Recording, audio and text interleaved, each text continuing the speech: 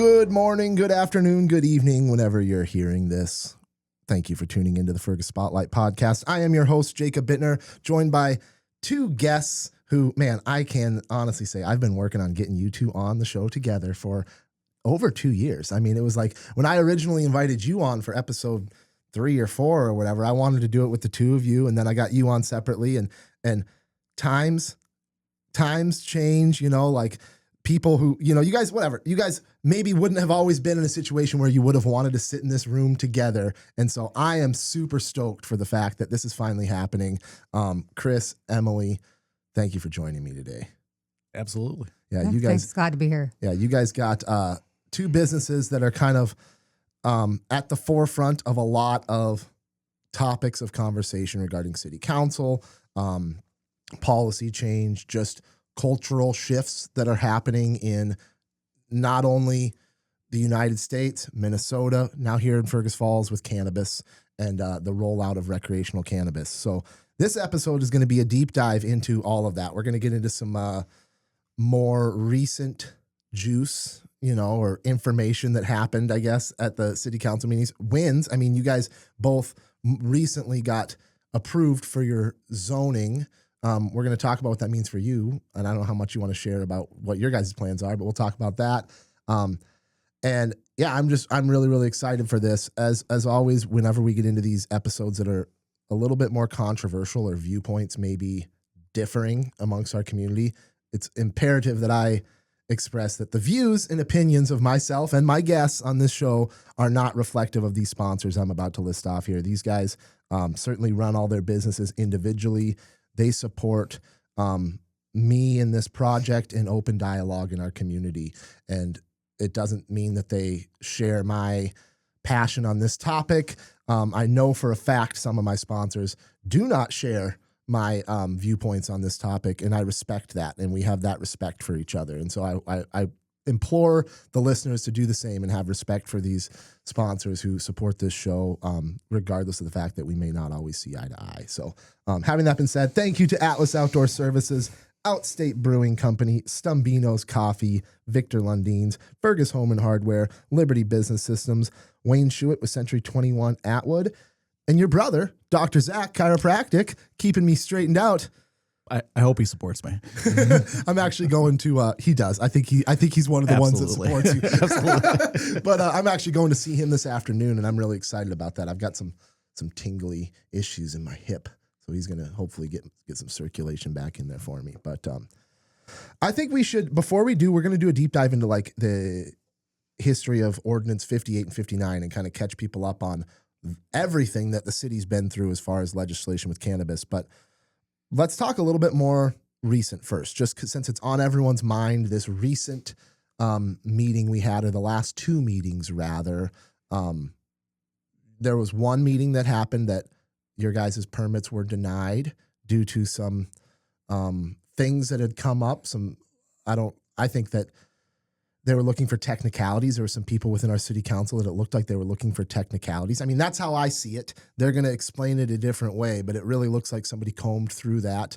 And it was at Mortensen who had brought all this to the attention of basically combing through this and realizing that, if we were to classify these areas as attractions based on this, then these businesses no longer qualify for the zoning that they had initially thought they were going to qualify for. So do either one of you guys want to kind of fill in that with a little more detail than I just laid it out, I guess, as far as what the controversies were recently here with maybe 2 meetings ago? I can take it to start. I think it's important to address that before the previous council meeting during which our permits were denied, this conversation began, at the committee of the whole meeting, where Councilman Kwame made a lot of recommended conditions to be placed on the permits. Mind you, this is after both Elevate and Sugar High have met criteria as deemed by the Planning Commission, following all the appropriate protocol and channels. So that ultimately got voted down because Councilor Kildee made a motion to approve our permits with the following conditions that were within reason: operating hours, no sampling, things like that. So when it came to the city council meeting 2.5 weeks ago, I can't speak for Chris. For me, I just assumed it was going to be acting sort of like more like a consent agenda item. We've met all criteria. This is the time where the council just makes an official vote. I assumed it would be a tie and that our mayor would be the tiebreaker. What I don't think either of us anticipated was this combing that you just referenced from, correct, council member Mortensen. So, and that was just that, right? I mean, what was the AI thing? Was there an AI aspect of this? I missed that part of it when Rachel's was talking and explaining how this information came to light. Do you know anything about that or not?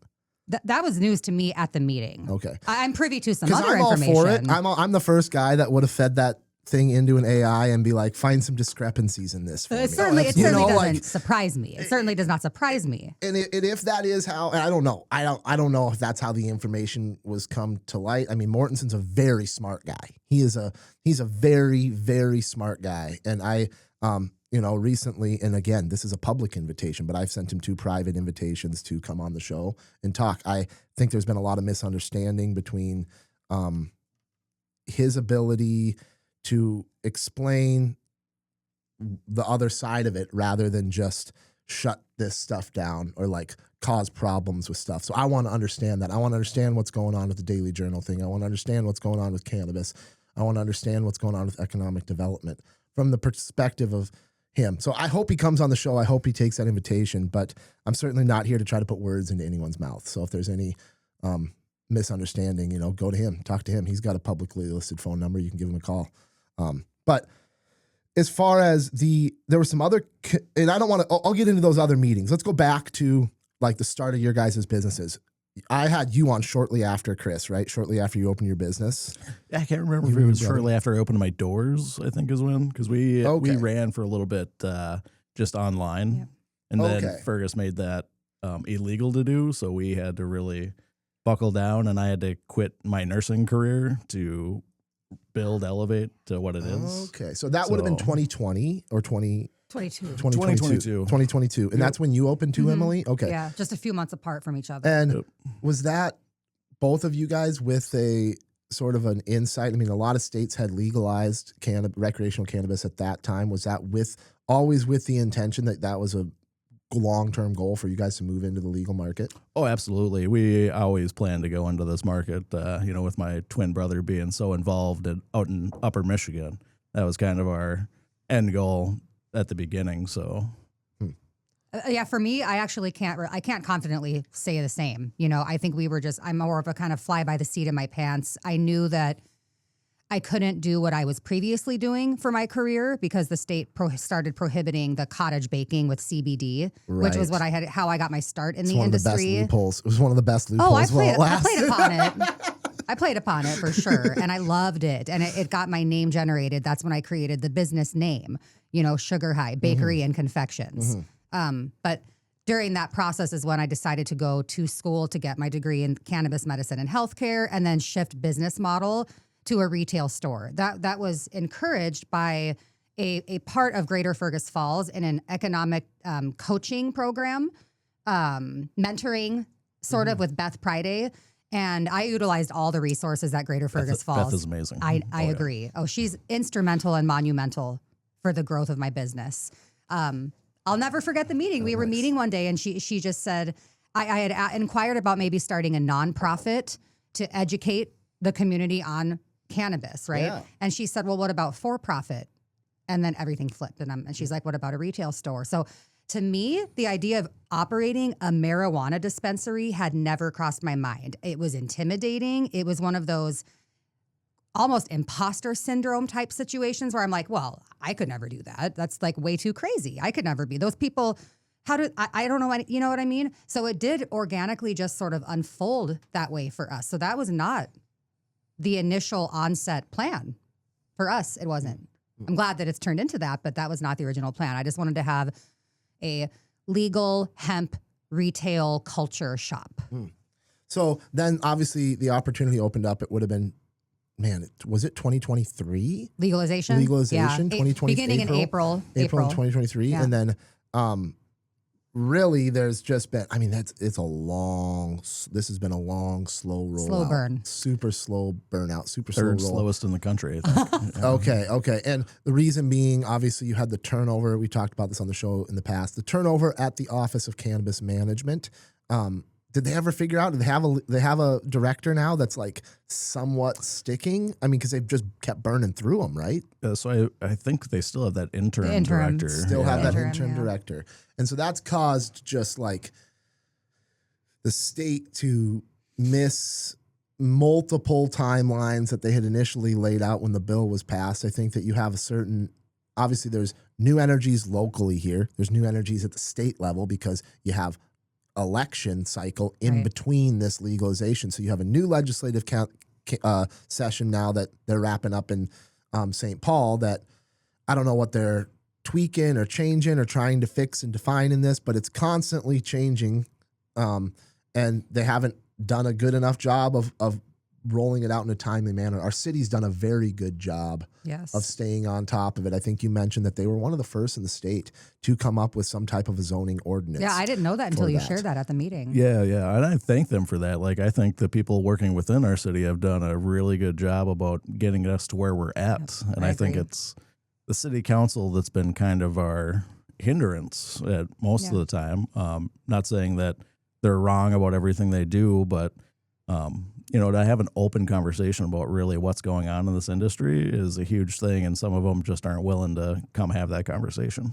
And then to speak to what you just brought up about the election cycle and that new energy versus the old energy, or in other words, administration, right? That has become the crux of the entire local narrative right now. That's happening. I mean, again, we ultimately were approved, but as has been brought up in these meetings, to bring it back to on a local level, reference was made multiple times on Monday night's council meeting to the previous administration.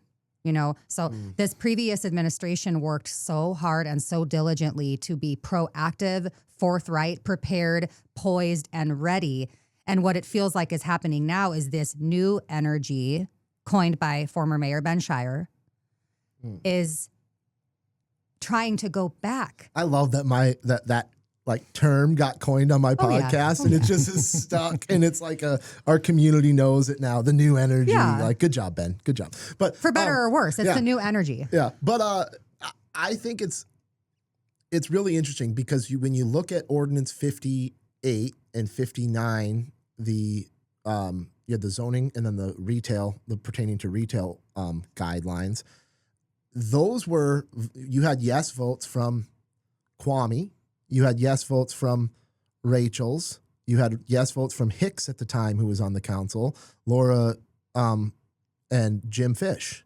So, and who else? I'm trying to think. Did Krameyer say? Did he stand out on that one when they voted? I can't remember if he was a no on those or not. But ultimately, you had a council that had come to, at the time, their back.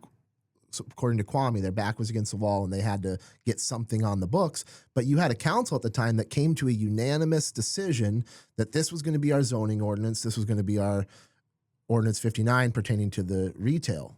And then now you have this new energy that comes in that all of a sudden is making people who have voted yes for this previously, they feel like they're empowered now because they've got a few more friends on the council that are supporting them. So all of a sudden they want to revisit their stance on this again and go back on their vote. And so that's that's really more of a poke at Scott Kwame in my personal, because I've had conversations with him about this where he said that for the most part they were done looking at this unless the state changed. He did say that. Unless the state changed what their stance was on it, and the state was going to change laws and is changing laws. And we're going to have to probably adjust accordingly. But that's not what happened in this case. No. In this case, it wasn't something that the state had changed that caused us to readjust. It was purely we're going to dig into this, we're going to comb through this, and we're going to find a problem with this, and then we can go to the state and say, what are you guys doing about this?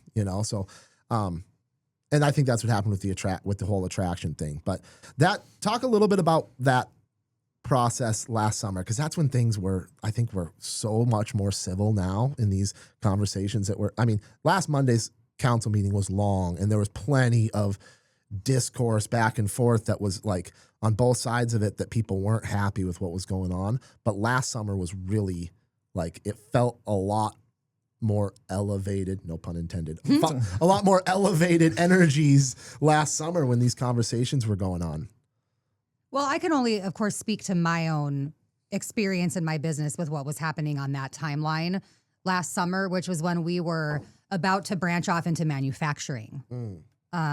There were very few, and there still are very few state requirements and regulations, yes, requirements for manufacturing hemp-derived THC products. So, of course, we did our due diligence. We did our homework. We are connected with humongous manufacturing companies as some of our vendors. So a lot of resources there.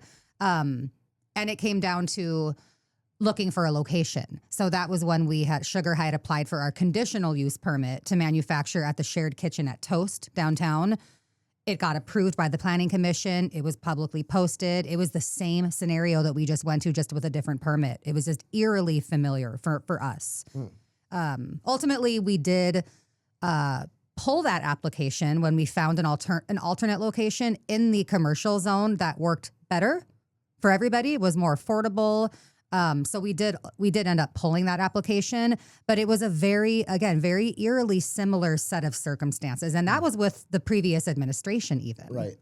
And I know that you had alluded to it earlier that like there was the THC Emporium or whatever that was like moratorium. Yep. Moratorium. I like that Emporium. Moratorium.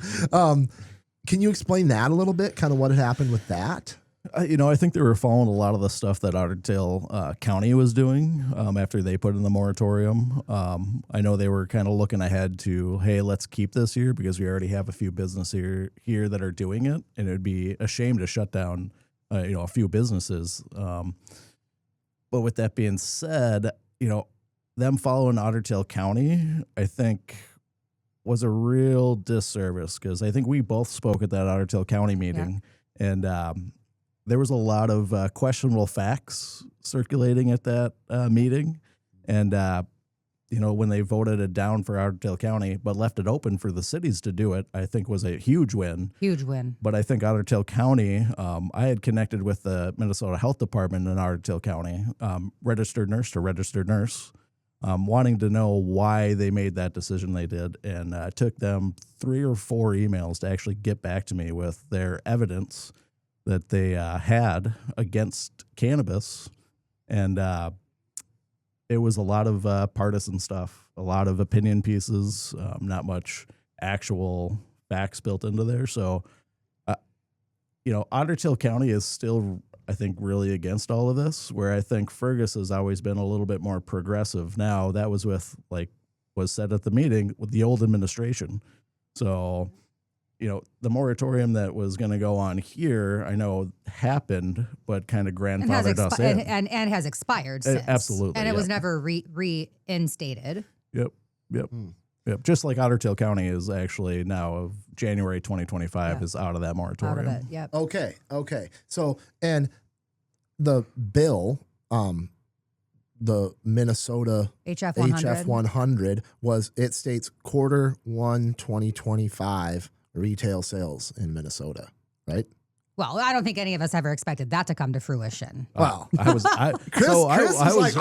really hoping. Hoping is one thing. I think we're social equity applicants. Yeah. We got into the first round way back in September when we applied. Mm-hmm. Then that November timeline rolled around, and the day before that was supposed to happen, 8 people decided to sue the state of Minnesota and held us up for 6 months. So messy. Yeah, it was very, very messy. And, I'm sure some of them had a legitimate claim. I wish that judge would have just moved forward with the actual licensing and then looked at that separately, because those people would have been able to at least be in some sort of lottery at some point. Although on that, I do think, and I'm positive you'll agree, I believe that a lot of what was happening then were a lot of not actually qualifiable social equity applicants just deciding of their own volition to, let's just go for it anyway. It won't hurt anything. Let's just apply and see what happens. Making so much more work and so much more time and so many people, applicants being denied, rightfully so. Again, I agree. I think that there probably were some legitimate, regardless. I think that a lot of what was happening then was people or applicants, right, being, what's the word I'm going to use? Well, we're on air. Disappointed and frustrated that they were denied, even though they had every reason to be denied, and then wanted to put up a stink about it. That was always supposed to be a tough process to get through. That was never designed to be a process for the masses to get through, right? Right, correct. You know? A lot of lawyers out there were offering to do your application for you for as little as $20,000. So. I remember that. Yeah. Yeah. For the low price of $20,000. Yeah. Or for $300, I have a guy that can review your application to make sure it's legit. Yeah. Seen a lot of that. Yeah. Lots of money grabs. Yep. Oh yeah, for sure. I see a lot of people that kind of just threw an application together pretty quick. I talked to a lot of people that were like, I worked on mine for like a week or two, and I'm like, holy we worked on ours for 10 months before we submitted it. So. Solid for the last month leading into the deadline. It was daily, the grind every morning for 3 hours. So talk about the licenses you guys are applying for. And I still want to talk a lot more about the zoning thing. We're going to have to get into that a lot more. But talk about the license you guys are applying for, what the future of your business might look like in our community if it's successful for you to get what you want to get.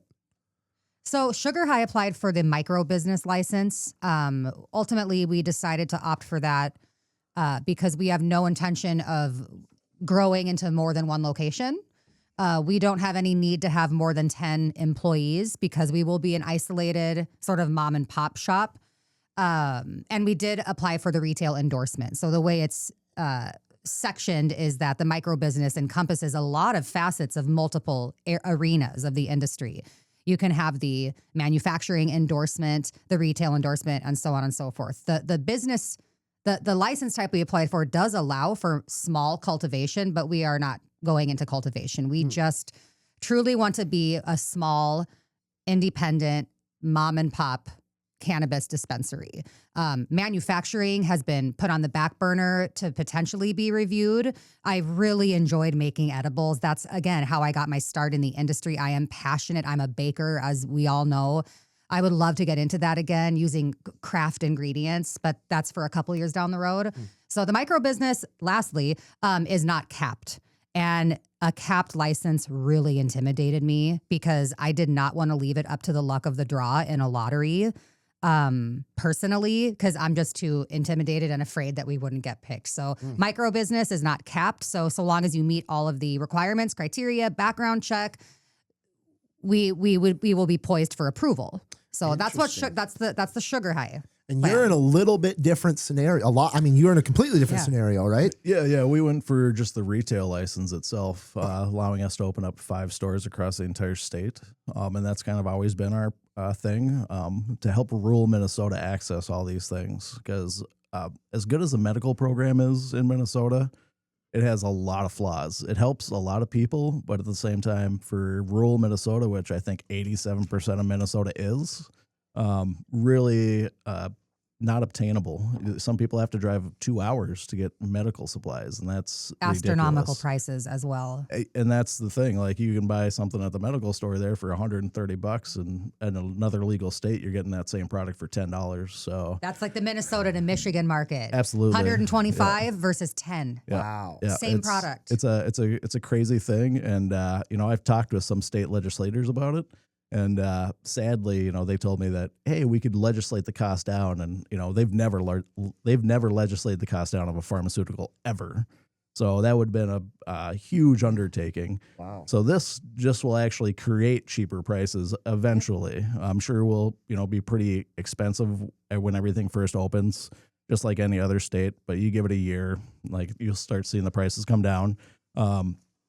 And what we really wanted to do was just make access available for Fergus, for Perm, for a bunch of these smaller communities around that just don't have that thing. Keeping our business small, but also across the state to help some of our struggling communities get access to this. Interesting. So targeting like West Central Minnesota, our area, within a couple hours of here. I mean, you don't have those locations identified. You don't care to share them if you don't have to. Yeah. So what we kind of planned out as a 5-year plan, and what we planned on doing was building Fergus up first.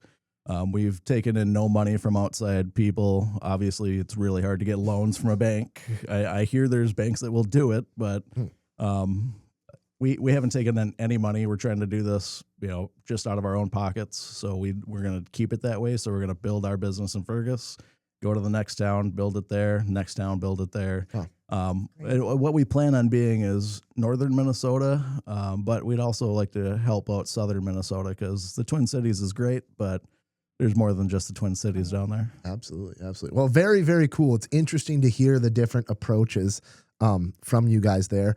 Pertaining to the zoning aspect of it, there was some like clarification that like you guys have the ability to manufacture or to cultivate, but that's something that obviously they're not going to allow any of that downtown because that's where the smell comes in, right? That's where when you get into the cultivation and the repackaging of product and that sort of thing, that's what's going to cause the smell to protrude out versus, if all your guys' products are coming in sealed, both of your guys' locations are going to be scent-proof, sealed packaging that all your products coming into the store in, correct? Yeah, I even want to say that Minnesota doesn't allow deli-style kind of operation. Oh, where you like have the big jar of bud. The white labeling, you mean? So not necessarily white labeling, but you could buy in bulk from a certain distributor, and then instead of packaging it there, you'd be packaging in front of people. Yeah, I don't therefore think deli style creating odor. Right.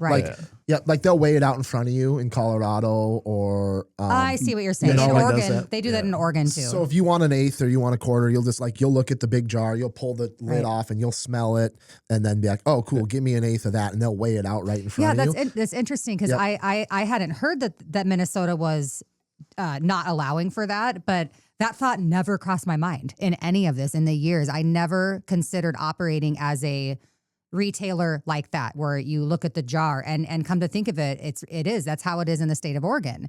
You look at the huge jars and then they weigh it out for you. And I believe Arizona operates like that, at least in certain dispensaries, for sure. It's kind of like a niche thing, I think. A lot of people like the look of it. Oh, yeah. But, you run into a lot of discrepancies with that. Because, every gram that comes through our doors is going to have to be allocated out on the Minnesota, forget me what I'm trying to think of, but the database of record I can't keeping. think what it's called. Yeah. Every gram is going to have to be there's a balance sheet. So if you're weighing a bag a little heavy or a little light, all of a sudden your numbers are off. And all off, and you're going to have to answer for that. You have to answer that. Interesting. Rather than like if somebody were to get a prepackaged eighth that's maybe a little light or a little heavy, it is what it is. Well, and I think as we were going through our application process in the areas that address SOPs and quality control, standard operating procedures, quality control, inventory control, we found ourselves pondering these kinds of subjects. Like, well, what is the protocol going to be to quality control? And, how are we going to check all of these processes? I'm volunteer my services for quality control. I will be the official. I volunteer as tribute for quality control. If you guys need anything, just give me a call. Yeah. Well, if you feel like weighing bags, there we go. We need to make sure. And ultimately, what's great for us as the business owner because of this is that it relinquishes the responsibility. So for us, it was more putting procedures into place as pertain to what do we do if a product comes in and it's underweight, or the QR code isn't up to date or it's expired and those sorts of things. Yeah. But what we were just talking about, of course, speaks to what was brought up with the odor control, and I'm air quoting right now, listeners, issue, okay? Because that was never going to be part of our plan to bring in bulk product, not to cultivate. These are prepackaged, odor proof. The dispensaries that I go into in multiple legal states, the ones that you go in and it just smells like cannabis, they're growing. In Hawaii, I was there last fall. They were growing right on location, and so we don't have to worry about that in Fergus. Right. I think when I went to, and I don't know, I'm assuming maybe you guys will have this ability to do the same thing.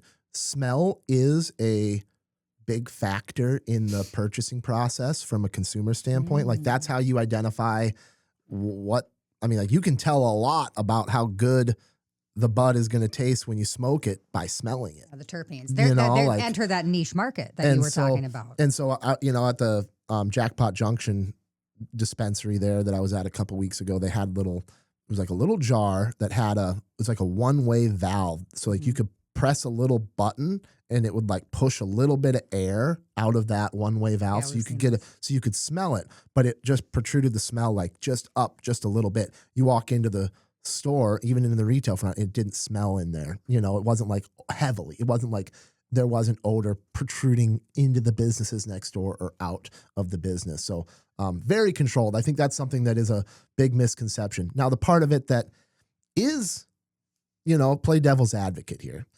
People are probably going to, at some point, upon legalization, walk into a downtown dispensary, pick up a pre-roll joint, and go outside and walk down the street and light it up and smoke it. Like that's probably going to happen. I mean, people do that with liquor. In the same, I was just going to say, the same way that people leave the liquor store and crack a cold one in the alley by holiday. Once that product leaves our store, it is not our responsibility. Correct. The same way that any other controlled substance. Correct.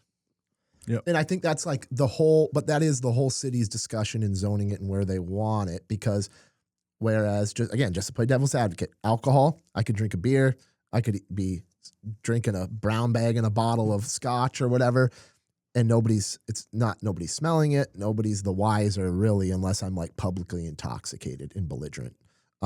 Whereas you light up a joint, everybody within a half-mile radius of you is like, ooh, who's got the goods? But that's the reality of it, right? The reality is that it does smell when you smoke it. So do cigarettes. Correct. This is why so do I. I hate it. This is why we have laws in place that pertain to public consumption. At a certain point, there's only so much we can do. Correct. To govern this. We put the laws in place, and if an individual wants to breach that or break that law, that's on the individual. We can't control people. Right. And that is also like on the city in how I don't know what the fine for public consumption is or how that works locally here. But those are all things that like I think they're weighing and they're facing and has probably gone into the consideration in the zoning process. I'm going to push back just a little bit. I think it was more about feelings about kind of what things were attractions and what things weren't. I'm sure that is a genuine concern about using our products out on the streets, but I mean, there's tons of people that walk around every day that you would never know that have used that day or correct. Yeah. So that going back to then where we're set up now, you mentioned June 5th, you've got this application for this lottery going for the social equity. Do you know how many licenses they're drawing out of how many people that are in that lottery? So they're still going through applications right now.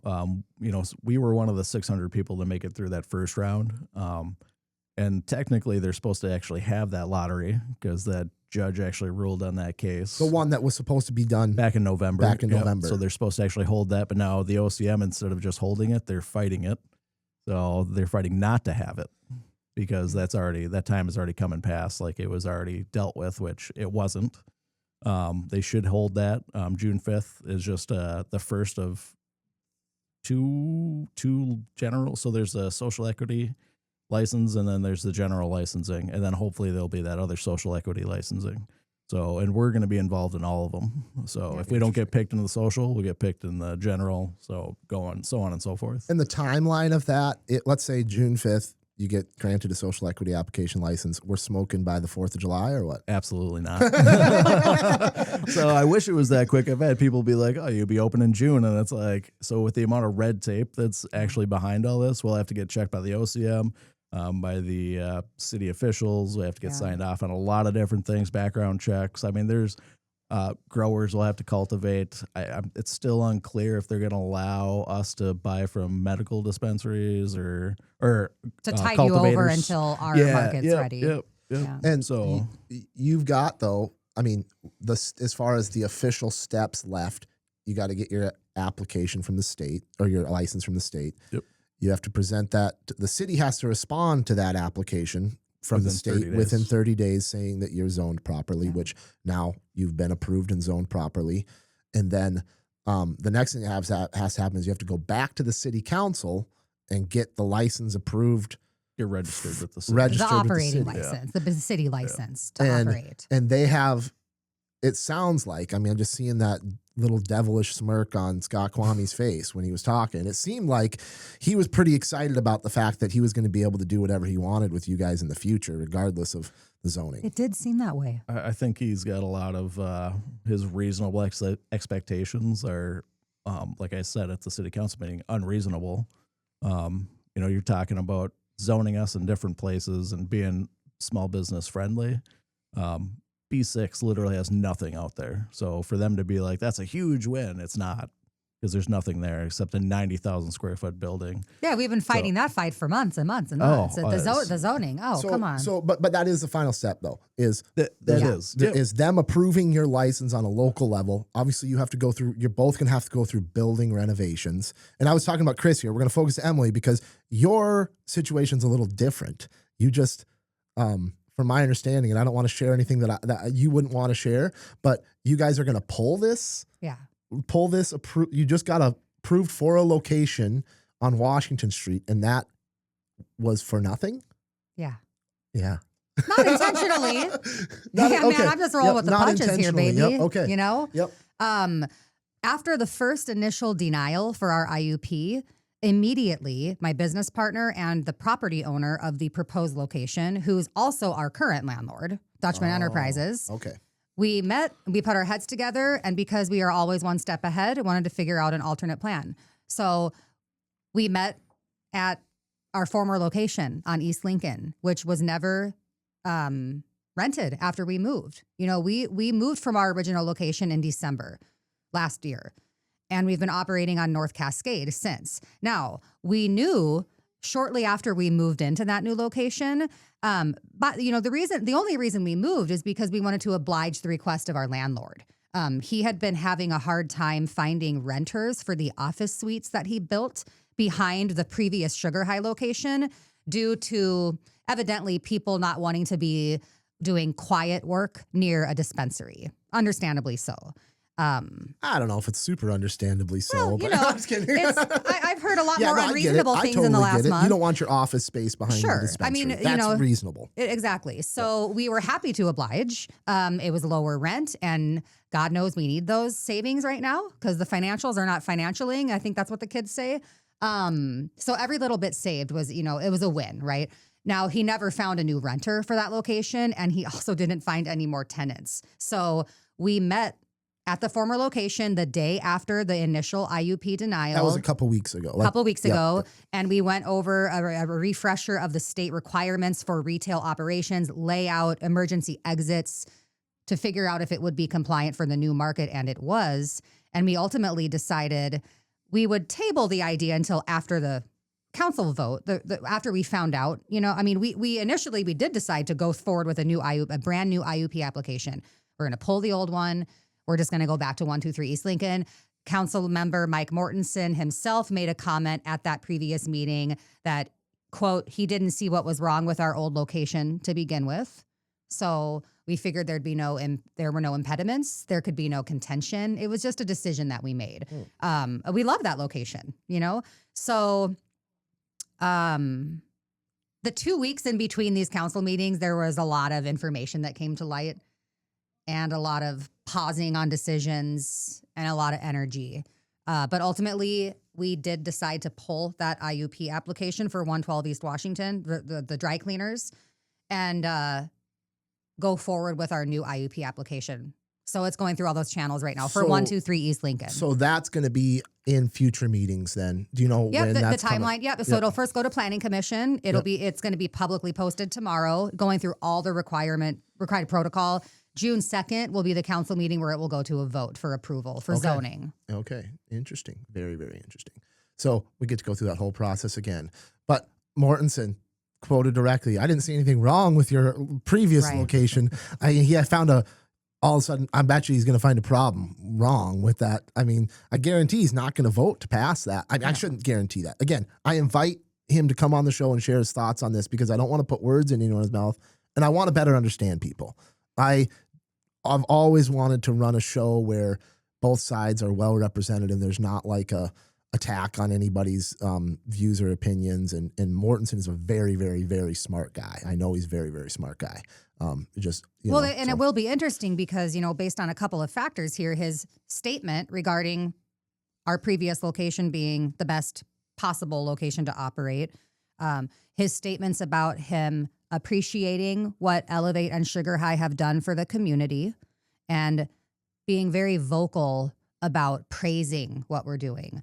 I would be very surprised if he voted. Surprised is not the right word. I would not be surprised. It would be very. Yeah, I'm not at a loss for the word here. If he voted no for 123 East Lincoln, it would be a very bold move. Bold. It would be a very bold move on his part. I mean, it's a confident. Yeah. There's no. It's not. Here's the thing, and we want to get into language about local zoning, an attraction within a park. There's no park within 250 feet from 123 East Lincoln. Is that rendering the entire thing? Is that 58 that says an attraction within a park? Or I think that one's is that 58? 58 says within the park, and then 59 says from the parcel edge. It's very.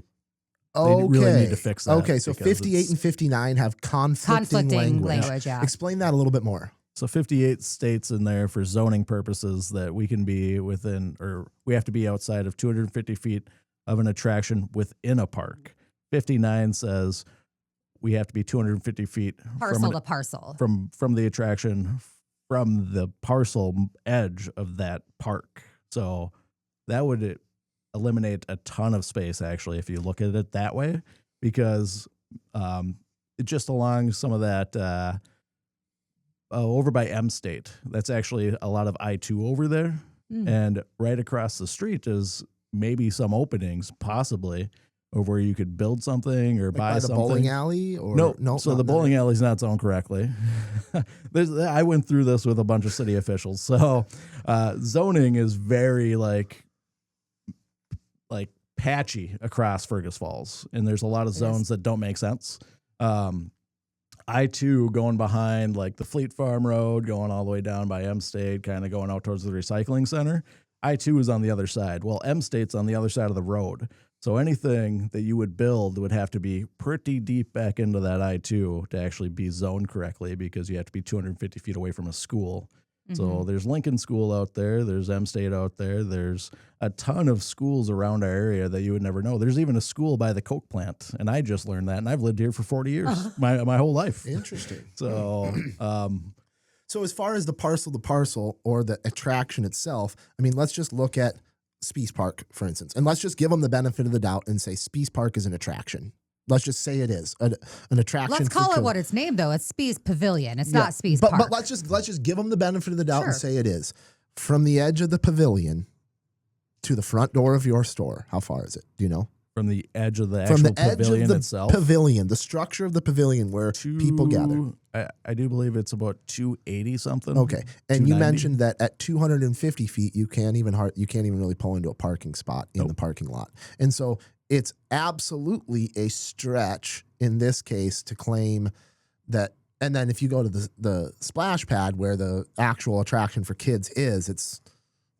Which should be an attraction. I totally agree with that. I got 4 kids of my own. Totally. Public space, paid for by taxpayer dollars, freely accessible to everyone all the time. I mean, that's the big difference between that and a private. It's essentially, Spees Park is a public but rent for private pavilion. So there is the aspect of it. If you're going to claim it as an attraction, then there's probably an aspect where you can never rent it again. Or at least never sell beer there again, which I love. I love when Outstate goes there and serves beer there. It brings a lot of people to our downtown.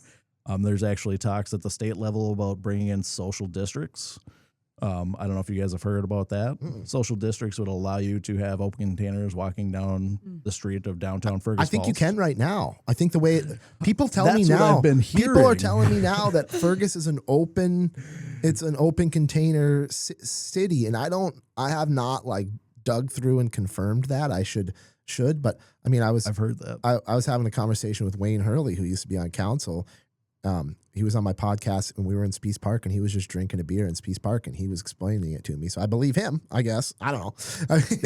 Chris Schulke would be able to tell you. Yeah. Okay. Yeah. And that's oh man, we could go down a rabbit hole with the whole prohibition. I want to do that episode at some point with you and Chris, because I know you're not doing the Mystery Downtown tour this year, but there's a lot of good stuff in there about like prohibition and some of the stuff that maybe we had been through. Well, listen, I approached him a couple of weeks ago. This will you'll enjoy this too, Chris. I approached Chris Schulke, the director of the Historical Society Museum, about doing a brand new tour, not the downtown mystery tour or a historical, but a living history tour, because already last year for the script, it was written in sort of a play on what's happening with cannabis law in the community that we performed on the front steps of City Hall.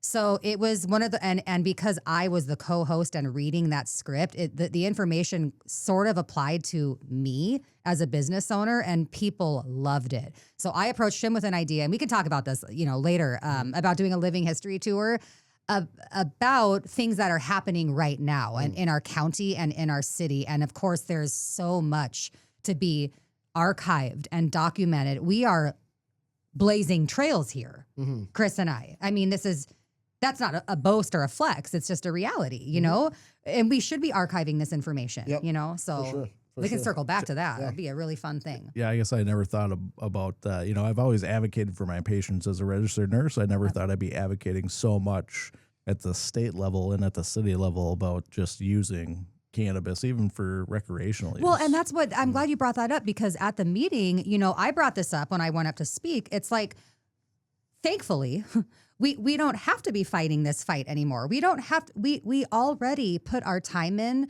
fighting on behalf of the accessibility to both Chris and I take a very strong medical responsible approach to cannabis, and I love that about you. We already won that fight 2 years ago, more than 2 years ago. We shouldn't be having to have that fight anymore. I always love educating people and trying to eliminate the stigma and normalize cannabis use as a medicine, as an alternative, as an option.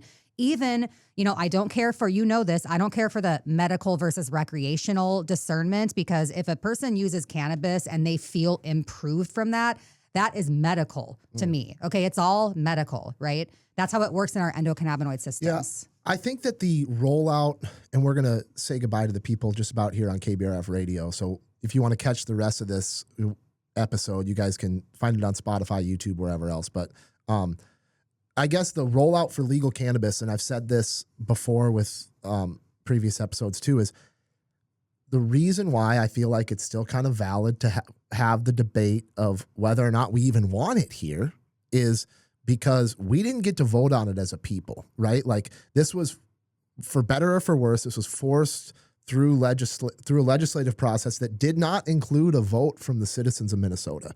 Now, I have a firm belief that it would have passed either way had it gone to the people versus the politicians deciding this. But I'm never a fan of something as big and impactful as legalizing cannabis. Like, I think that should be a decision that the people make.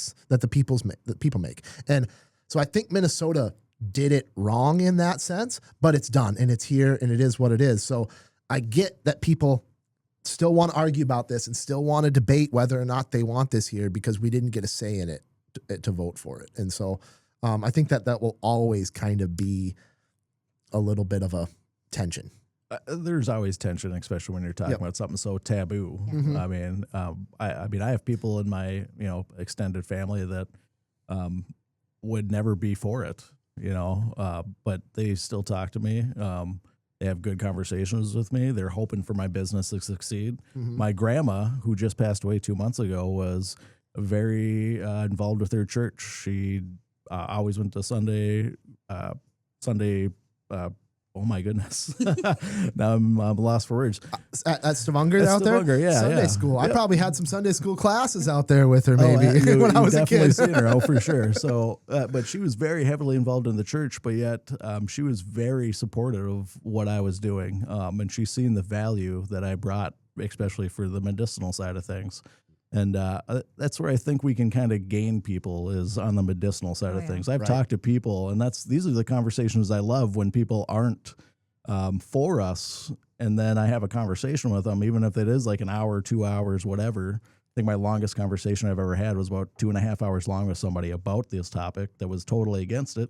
Who now some of those people shop with me. Yeah. So it is very, hey, let's get out the information. The more you know, the better you are off. Yeah, so and I think that's the big thing. Knowledge is power. Can you speak on, Emily, a little bit about maybe what happened? And hey, let's give Scott Rachels a round of applause here for doing what, honestly, like feeling a conviction, realizing that he had voted in a way that he wanted to shift his decision. What went into that? I am not privy to the details. Obviously, no one really knows exactly what was going on in Scott Rachel's head through this time, but like he explained it a little bit. Do you guys want to maybe explain what happened between the first time when you guys were denied and then there was a committee of the whole meeting where Scott Rachels basically said, I think I made a mistake on this. I'd like to revisit this. Yeah, sure. So after the initial denial 2.5 weeks ago, within the first week, right away after that, my team, the Sugar High team, pulled a public data request with the city to chart and review all documented discourse and communications that Mike Mortensen had between, like, for all. I mean, it's public record. When you are an elected official, you're issued a city email and a city phone number. So this is public data. We did that because we didn't believe him when he made the comments at the initial meeting about being in touch with the local school district 544 regarding students and classes assembling on the Riverwalk, which was the point of contention for our permit, of course, at our proposed location. And we also didn't believe him that he had been in communication to the degree that he said he was with the OCM. He named a particular individual. Okay. Bottom line, we just had a hard time believing it, so we decided to pull a public data request. That data came back about a week, maybe 8 days later, and there was no documentation of discourse between either of those two entities. What there was so he lied. He lied, or he either lied or he still needs to produce that. Well, what he did to produce it. What he did to produce it was sent an email to, I believe it's Lynn Olson. I'm not positive. Don't quote me on that. The individual at City Hall who is the proxy for public data requests. Sounds about right. Yeah. What he did Lynn furnish. Super nice. What I love Lynn. Sorry. Amen. What he did was sent an email to her that said, I'm not able to produce documentation of my conversations with the Office of Cannabis Management, but the phone call was made on this day at this time, and here's the phone number. I'm not able to provide documentation of my discourse with the school district, but I made the phone call here and here. No.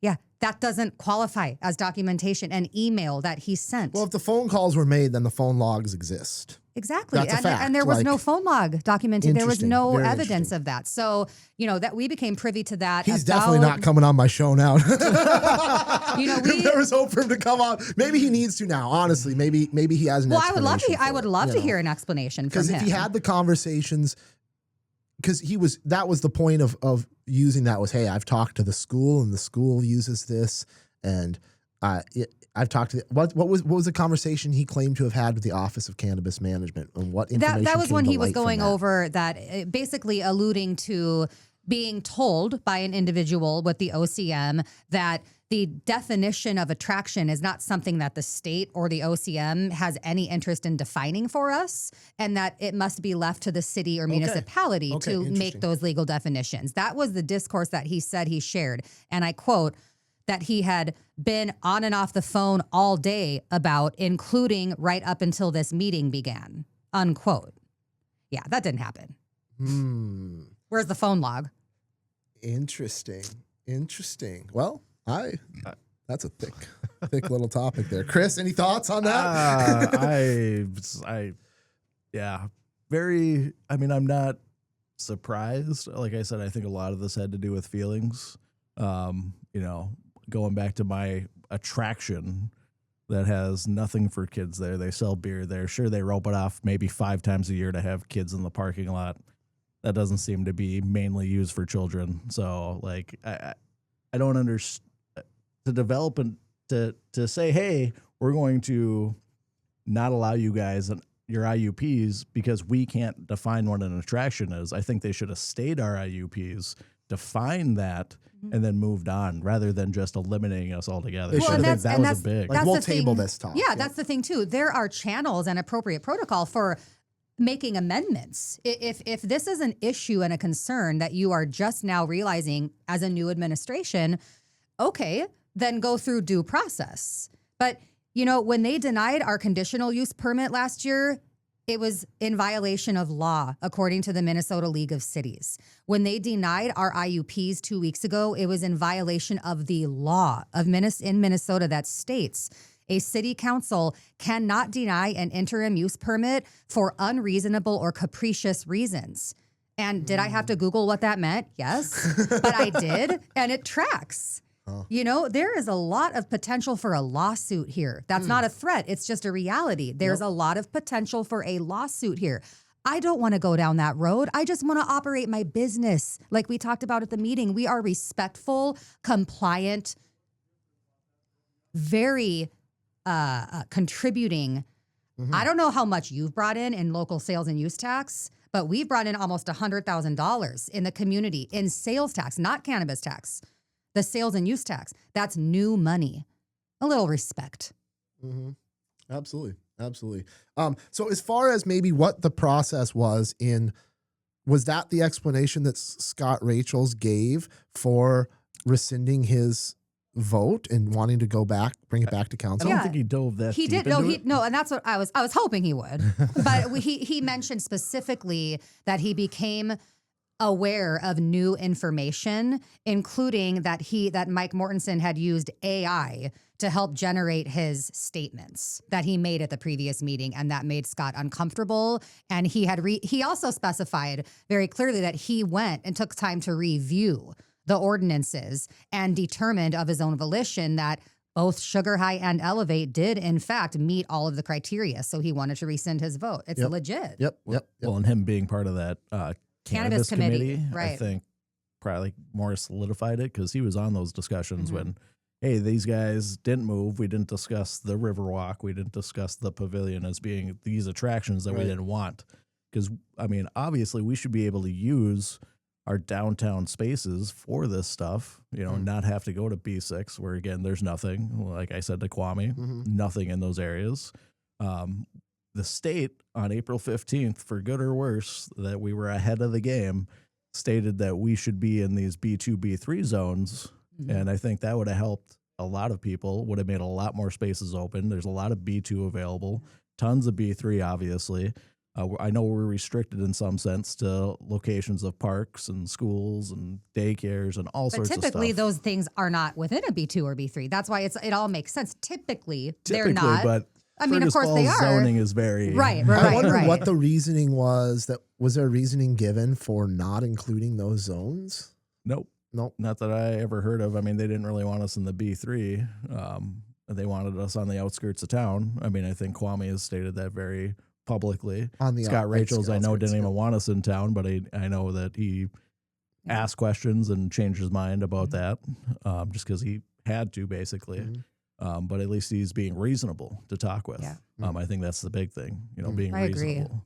So, well, if there's any public officials still listening to this, I have an immense amount of respect for everything that you guys do, all the public officials. It is a service to our community.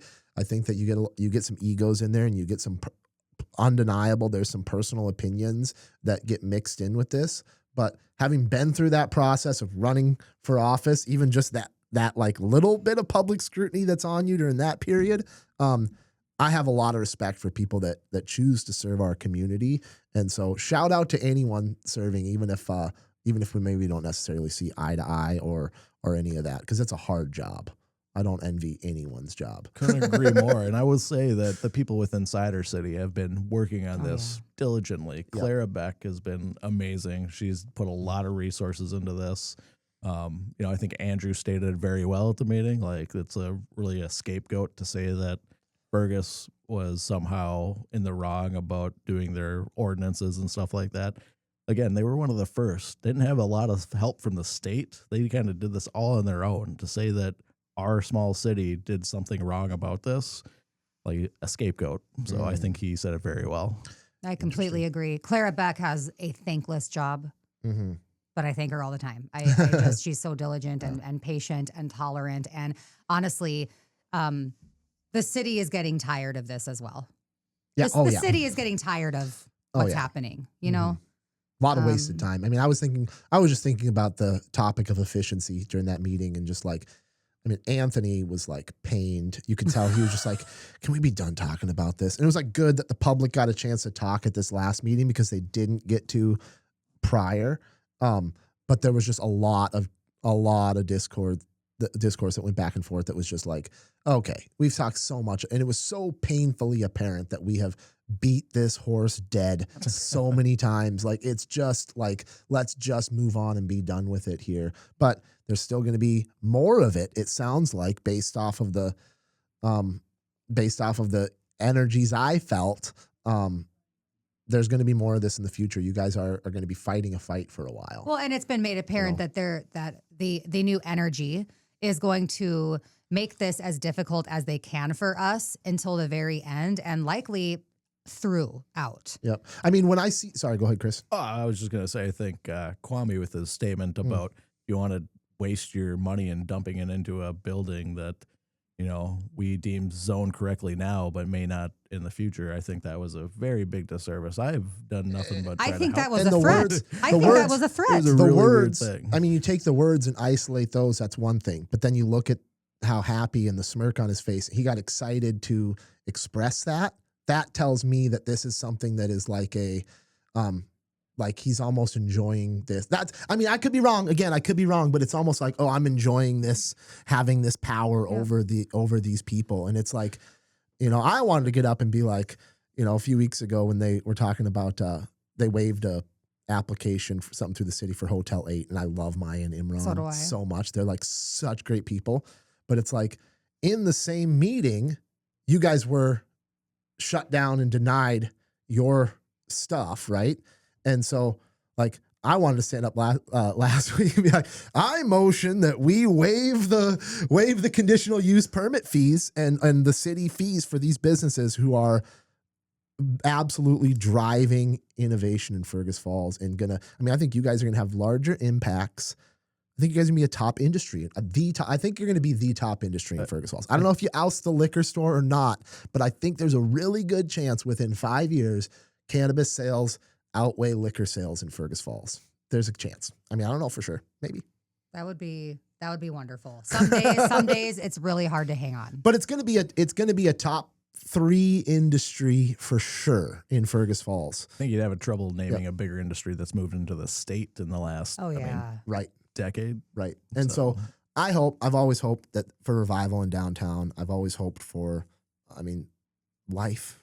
Like, I want freedoms. Like, people want to live in areas that they have personal freedoms. And there's family considerations that go into it. And maybe people don't want to have their family in a state that has legal cannabis. That's a choice for them to make. But Minnesota's a legal cannabis state now. And so, that's just it. I mean, to go, it's leaving emotions and personal opinions out of it. For better or worse, in your opinion, this is a legal product and a legal industry and a legal business. Even to speak to our previously proposed location, I respect the opinion of Midwest Printing. I do. But the bottom line is, okay, I mean, it's the way the cookie crumbles. This is a legal business. We have every right to move into that location. It's properly zoned. I would fight so hard to have a working, great relationship if we were to have moved in there. I want to be clear that is not the reason that we are not moving in there. Yeah, it's just, it's very, tensions are high. It's a rough industry. It's a very, very tough industry. Yeah.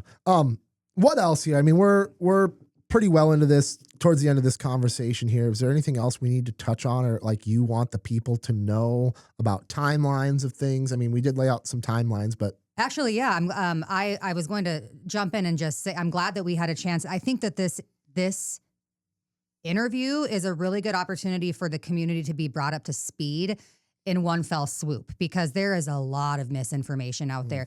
People can't always understand the language in the emails from the Office of Cannabis Management. I see it in all of the social media from all the other people that I'm engaging with in the industry, that even the people in the industry don't always understand it. So for us, we're general applicants. We're not social equity applicants. The timeline, this is what I've at a staff meeting, I filled all of our team in on. The state this year has been pretty good at following through with their laid out timeline. I think 2025 and on.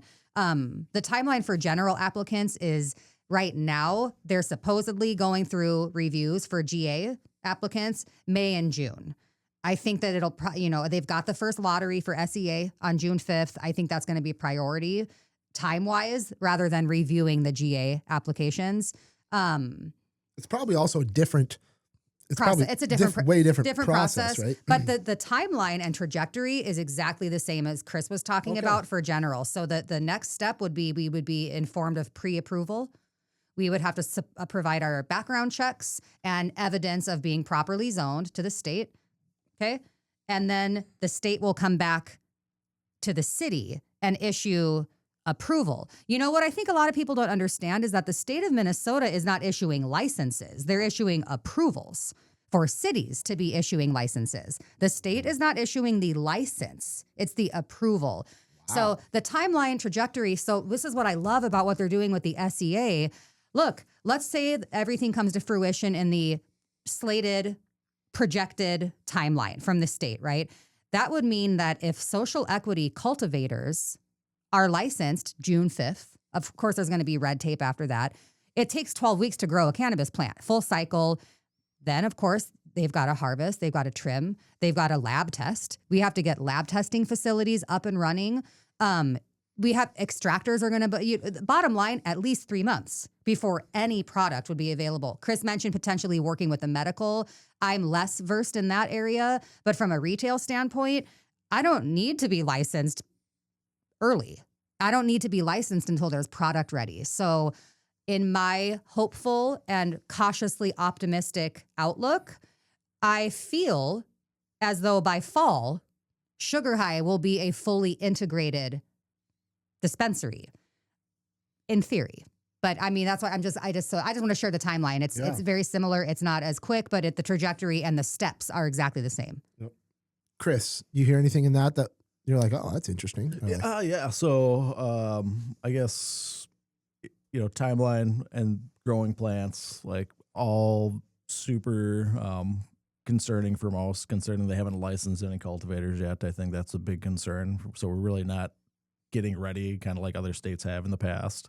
But with that being said, there's been some conversations about having, like I said, the tribes or the medical grows actually filling that void to start out with. So if that does happen, which still is main to be seen, we could potentially, after all the red tape, be opened in August. Yeah, and I would love to see that happen. Yeah. The sooner the better. 100%. Yeah, I don't know how many people I talk to that I'm sick of going to Moorhead. I'm sick of driving all the way to go get my stuff. So that's what I really want to help with. And, on the medical, I have a lot of opinions and thoughts on it. I was a medical patient for 5 years, and I went to Moorhead regularly. And fortunately had the luxury of being able to afford their prices, right? Most of the time. There's been a lot of heat on the medical markets. They're out-of-state companies, okay, that come in. They didn't always carry flower. They only started carrying flower in 2023. So it was formerly, until 2023, the Minnesota medical market did not provide flower. They had edibles, but hardly any. Vapes, topicals, pills, capsules, things like that.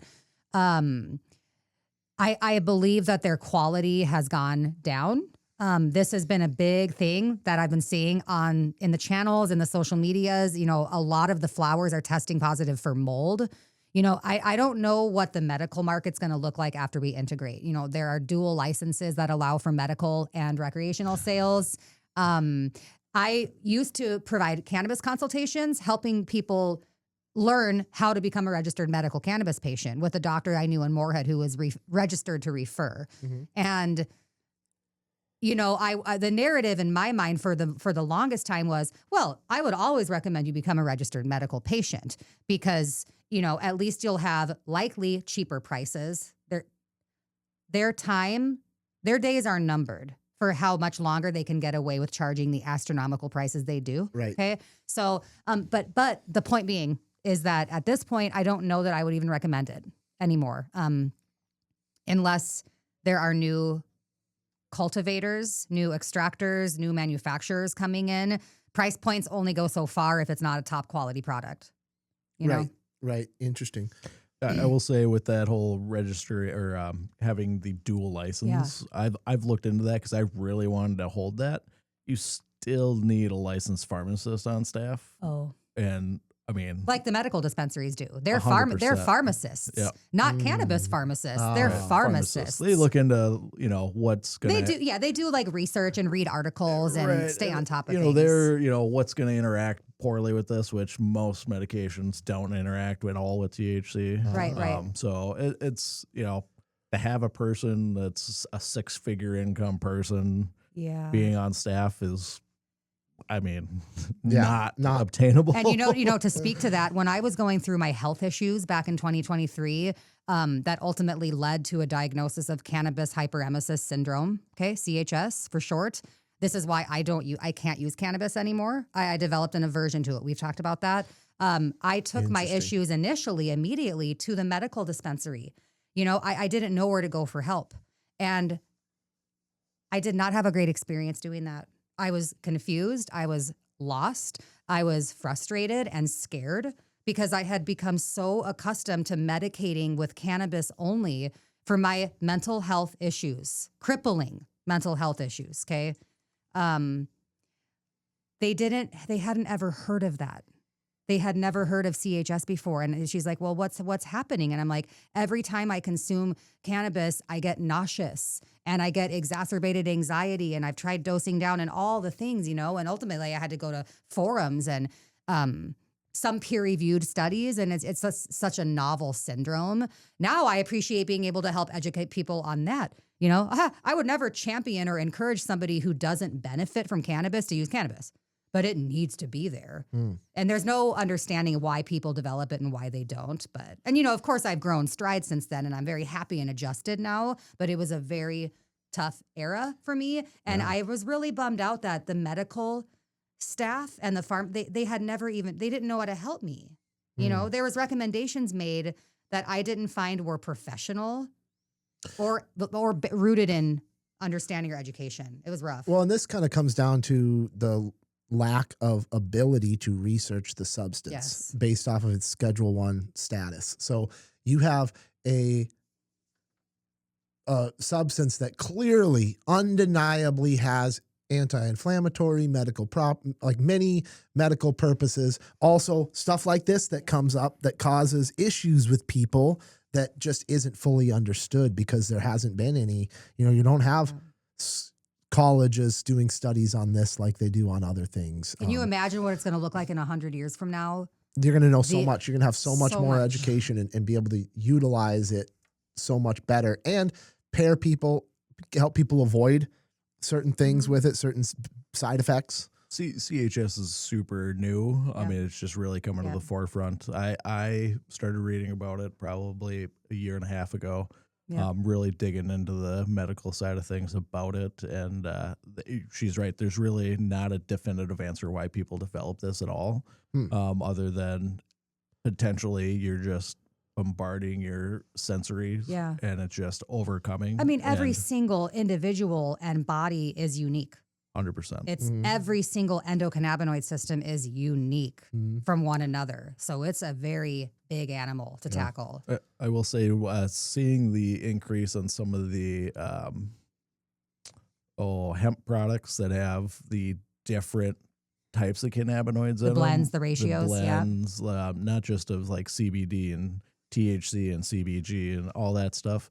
It's the cannabinoids that are less common, like the THCPs, the HHCs, all those can really have a different impact on you. THCP at a very low dose can really mess somebody up. Yeah. Interesting. And that's a tough one. Yeah. So that in itself, I think, is where a lot of the worry is coming from. The people that are like, hey, these hemp products are kind of getting a little crazy. Because who's eating 1,000 milligram edible? Oh I don't know many people. Nobody should be eating 1,000 milligram edible. Yeah. So I think that's where we're seeing the rise in some of this CHS, because it's being a very common thing and actually filling up some of our ERs with things that really are almost untreatable. There are a few things that may help you, and a few actually medications, antipsychotic medications that'll actually almost reset you. But most medical professionals don't know that. I've talked to a ton of them, and it is very, it's very weird to think that maybe I'm ahead of the course on a lot of these medical professionals being a registered nurse. And how lucky are we to have this in Fergus Falls? Right. People who, both people who are looking to be the dispensary owners here in our community are well educated, and they're not trying to they're not trying to play games with anyone about the realities of it. There's good and there's bad with this product. It's not for everyone. You guys aren't here to recommend it and romanticize this drug into this thing that doesn't have any negative side effects or issues. I mean, that's just good to have that. That's a really good way to frame that. It's very, very important. There are a lot of people, I feel, throughout the state that are here for those reasons, to romanticize, it's a really weird... It's interesting because I think that, there's a lot of ego. There's a lot of ego that has come about since even just legalization. And you and I chatted about that briefly. It's easy for me to be able to distinguish who's in it for the money and who's in it for the passion. Mm-hmm. You know, it's anyone with half a brain can see right through it. Mm-hmm. And there is no denying. I mean, we have the most passionate cannabis community and purveyors. Yep. And it's really only the two of us. Yep. It is what it is. Totally. We're an asset. Totally. And Laura or Laurel Kildee said it at the meeting too. It's like, if we don't make sure that you two can operate here, we are going to get somebody in this community who just cares about the money. Yep. We are going to get some corporate player who just cares about the money. And maybe there's a really good chance. I would be shocked if there wasn't a third party in play that no one knew anything about in Fergus Falls right now. Well, I was worried initially that the city was going to go the route of the city municipal dispensary. Right. You know, and that was put out of my mind when I had conversations about it last year. You know, well, there's nothing indicative from the city end that they're doing that. And I just think because of their hold on the liquor industry, the hypocrisy of the selling THC drinks and proximity to it wouldn't have surprised me at all. But that would have been a very scary, messy path should the city have decided to go that route. And I'm grateful they didn't. I thought more cities were going to go for it, but right now I think there's only about 3 cities in the entire state of Minnesota that are actually going for municipal. So. It's interesting. I have a little bit different stance on that. And I wasn't sure. It never came up when I was running for council, but I actually have, and guys, we talk about this maybe a little more. I'm kind of for exploring any revenue streams the city can get. I mean, we are all about lowering taxes. We're all about trying to make it easier community to pay into, to live into. And if you're looking at something like that has as much potential for a revenue stream as cannabis, I think it is a disservice for the city to not at least look into that and consider it, but I'm more in favor of supporting local people, because I think that you see the problems with a municipal liquor store. Obviously, it would the differences between that is they don't eliminate you, right? If they decide to, if Fergus did decide to have a municipal cannabis dispensary, it wouldn't be able to like monopolize. They'd still have to grant a private license. Yeah, understood. But all that said, any city-owned municipal liquor store right now in Fergus Falls, I mean, unless there's educated staff selling cannabis, that is a recipe for disaster. Right. Currently, our city-owned liquor stores encourage cross-fading.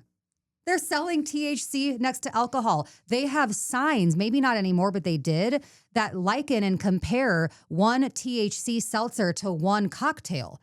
Are you kidding? They're totally different substances. They don't operate in our body. And you're talking about some of that's from a marketing standpoint. Okay. Give me 10. Tell you right now, 6 beers would do me way less damage than 6 THC seltzers, mentally. Interesting. Probably not physically, but it's you are not supposed to consume alcohol and THC together. Right. Okay? Right. It's just wild. We're well into this. I think you had somewhere you said you had to be here. So we can wrap this up. But I did want to give you guys each a chance here on the way out to ask each other any questions you guys have. I know you guys each have different perspectives on this. I'm sure you have questions about the other. If you have any, maybe not. Maybe everything came up during this interview. But if you guys have any questions for each other, I'd love to open up that forum. Not a question, but a comment. I'm just really glad to learn more about your business outlook and goals and plans. And I love that we are in the trenches. We're in the trenches together. I never set out. I love friendly competition. I love that Elevate and Sugar High are 99.9 infinity% sure going to be the 2 operating dispensaries. There's so much more peace and productivity and power in collaboration. And it's been a rough few years, with a lot of unknowns and unexpected hurdles, a lot that we've had to navigate together. And I am very grateful for where we are today. I'm very grateful as an industry, as business owners. I got more upset about the Spees Pavilion situation for Chris and Elevate than I did about my own. It's just, we have to fight this fight together. And I'm really glad. I'm really glad that we are. I'm really glad that we don't have a big cannabis wanting to push into Fergus Falls right now. I'm glad that we're here in the community already trying to help our community, sort out these things. That's what I'm glad to see. Yeah. At the beginning of all this, I don't know about you, I had a ton of people, oh, you're going to be rich. Oh my gosh, you're going to make so much. It's like, I didn't do this for that. I got into this. My wife is disabled. Yep. That's why I got into this. Exactly. It's the passion, not it's the passion. It's the drive. It's to help our rural Minnesota make this thing what it should be. And I think we both can kind of get behind that. Yeah. And I think we have. And we have a very supportive community. I see it on social media. I see it every day in my own business. I hear it in conversations when people come up to me at the grocery store. You know what I'm talking about. That's just, it's sometimes it's a little exhausting, to be honest, but I'm happy to be that resource.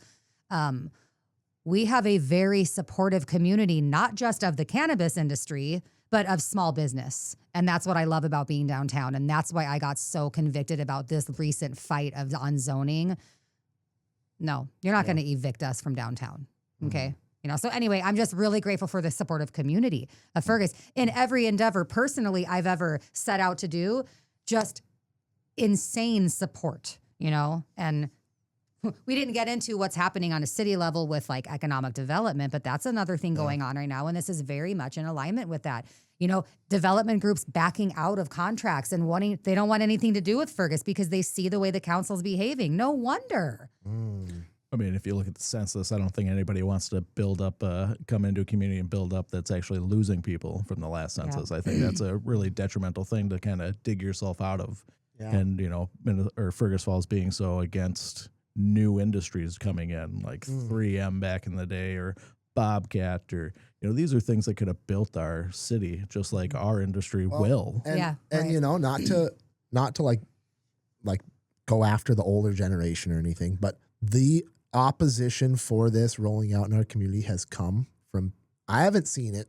And if, by all means, I realize not everybody who has an opinion on it comes and speaks or shares that opinion publicly, but it's a generational disconnect. We have an older generation that is currently running the city and in charge of that and a lot of those opinions.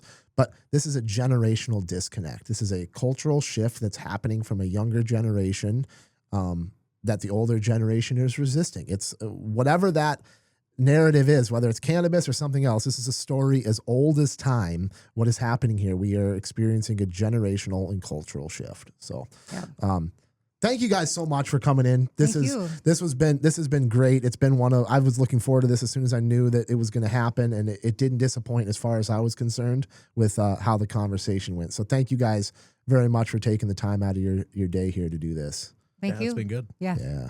So, and thank you again to the sponsors who may or may not share opinions expressed on this show: Atlas Outdoor Services, Outstate Brewing, Stumbino's Coffee, Victor Lundeen's, Fergus Home and Hardware, Liberty Business Systems, Wayne Schuett with Century 21 Atwood, and keeping me straightened out, I'm excited to go see him, Dr. Zach Stock Chiropractic. He better support me. Yeah, have a good one, guys.